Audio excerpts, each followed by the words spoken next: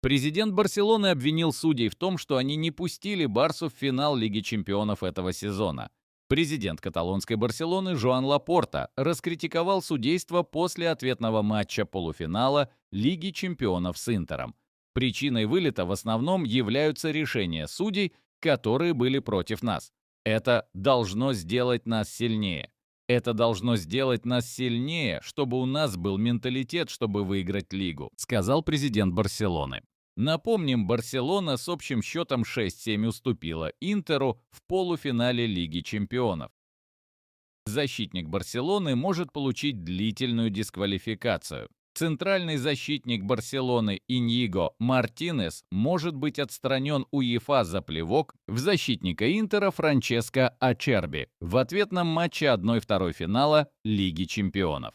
По информации издания EU Sport, речь идет о дисквалификации на срок от 2 до 4 матчей для испанца. Ранее Мартинес подтвердил, что плюнул в Ачерби.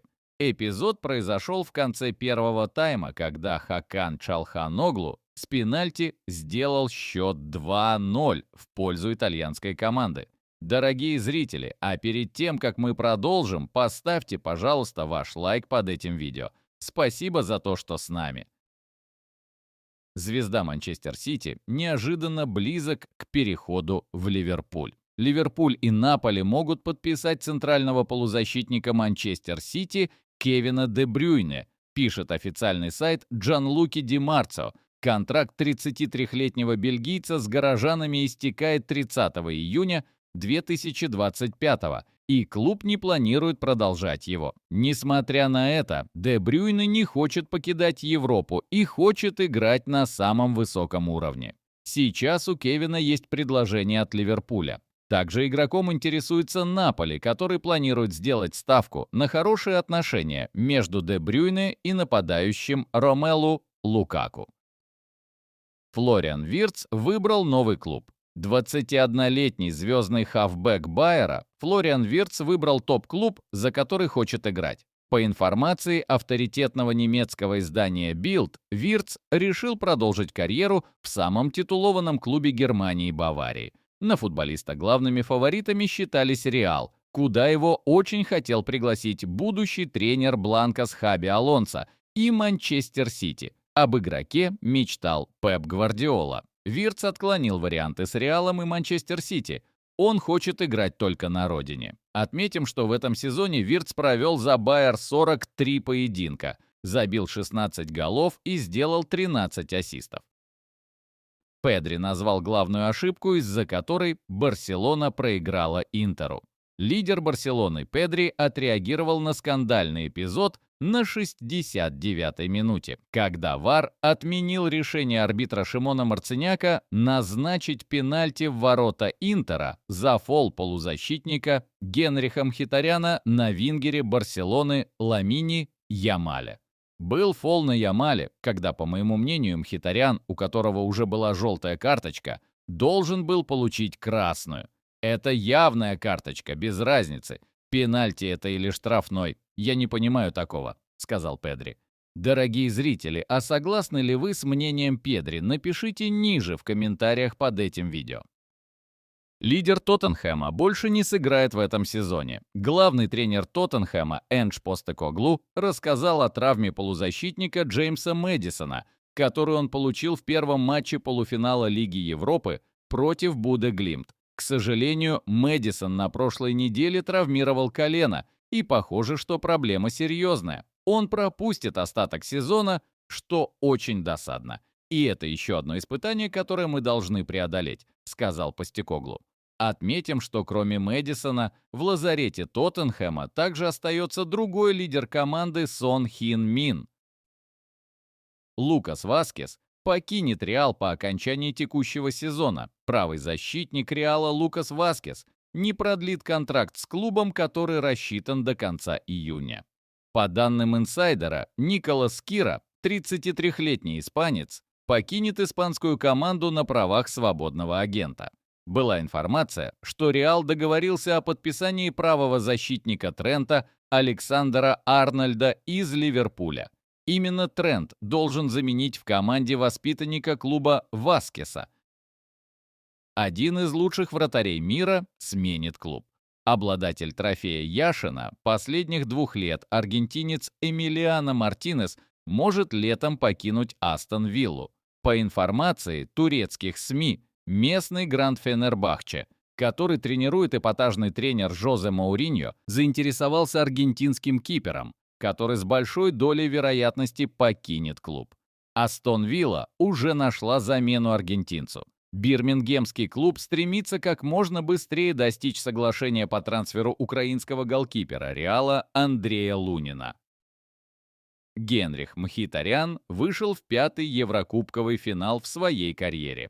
Благодаря победе Интера в полуфинале Лиги чемпионов над Барселоной, центральный полузащитник армянин Генрих Мхитарян вышел в 5-й Еврокубковый финал в своей карьере. В 2017-м Генрих вместе с Манчестер Юнайтед победил в Лиге Европы и забил Аяксу в финале. В 2019-м армянин в составе Арсенала занял 2-е место в Лиге Европы, но не играл в финале, потому что тот проводился в Баку, в Азербайджане. В 2022-м Мхитарян стал первым победителем Лиги конференций вместе с Ромой, а в 2023-м Генрих впервые проиграл Еврокубковый финал, когда Интер уступил Манчестер Сити. 2 итальянских гранда интересуются лидером Жироны. Левый защитник Жироны Мигель Гутьеррес находится в интересах 2 клубов серии А, сообщает инсайдер Николас Кира.